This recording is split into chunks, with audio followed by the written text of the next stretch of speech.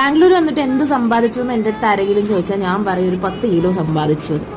Yes, നാട്ടിൽ നിന്ന് ബാംഗ്ലൂരിലേക്ക് വരുമ്പോഴത്തേക്ക് എനിക്ക് കുക്കിങ്ങിൻ്റെ ABCD അറിഞ്ഞൂടായിരുന്നു. പക്ഷെ എനിക്കിപ്പോൾ A to Z വരെ അറിഞ്ഞൂടെങ്കിലും ABCD ഒക്കെ എനിക്കറിയാം. ABCD അറിയാവുന്നത് കൊണ്ട് മാത്രം തന്നെ ഞാൻ പുറത്തുനിന്നായിരിക്കും മിക്കപ്പോഴും ഫുഡ് വാങ്ങുന്നതും കഴിക്കുന്നതും. ഇല്ലെങ്കിൽ പ്രിയ ചേച്ചിയുടെ വീട്ടിൽ പോയി ആയിരിക്കും ഫുഡ് കഴിക്കുന്നത്. പ്രിയ ചേച്ചിയുടെ വീട്ടിൽ പോയാൽ നമുക്ക് ഹോംലി ഫുഡ് കഴിക്കും. അല്ലാതെ ആണെങ്കിലോ പുറത്തുനിന്ന് തന്നെയാണ് ശരണം. അതുപോലെ നമുക്കൊരു ശരണം നൽകുന്ന അല്ലെങ്കിൽ ബാംഗ്ലൂർ മലയാളികൾ മറക്കാത്തൊരു ഫുഡാണ് കുഷ്ക.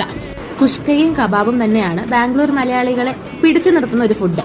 പക്ഷെ എൻ്റെ ഫുഡടി ഇതൊരു മാത്രമല്ല കേട്ടോ, ഞാൻ എല്ലാ ഫുഡും കഴിക്കും. അതുകൊണ്ട് തന്നെ ഞാനത് കൺട്രോൾ ചെയ്യണമെന്ന് വിചാരിക്കുമ്പോഴത്തേക്കും എന്നെ ഷവർമയോ ബിരിയാണിയോ അല്ലെങ്കിൽ മന്തിയോ എല്ലാം ഇങ്ങനെ മാറി മാറി വിളിച്ചുകൊണ്ടേയിരിക്കും. വണ്ണം വെച്ചതിൽ എനിക്ക് വലിയ പരിഭവമൊന്നുമില്ല, പക്ഷെ എൻ്റെ വീട്ടുകാർക്ക് എൻ്റെ കൂട്ടുകാർക്ക് നല്ല പരിഭവമുണ്ട്. അതുകൊണ്ട് എന്നെ അടിച്ചിനും കുണ്ടുമൊക്കെ ഇടയ്ക്കിടയ്ക്ക് വിളിക്കാറുണ്ട്. പക്ഷേ എനിക്കൊരു കുറ്റബോധമില്ല, ഞാൻ നല്ല രീതിയിൽ ഇനിയും ഫുഡ് അടിക്കും. കുറ്റബോധം ഇല്ലെന്ന് പൂർണ്ണമായിട്ട് പറയാൻ പറ്റില്ല, ഡ്രസ്സൊന്നും കയറാതിരിക്കുമ്പോൾ എനിക്കിടയ്ക്ക് തോന്നാറുണ്ട്. പക്ഷെ ഫുഡ് മുഖ്യം ഇതിലെ എങ്കിലും കുറച്ചൊക്കെ കൺട്രോൾ പിടിക്കാല്ലേ.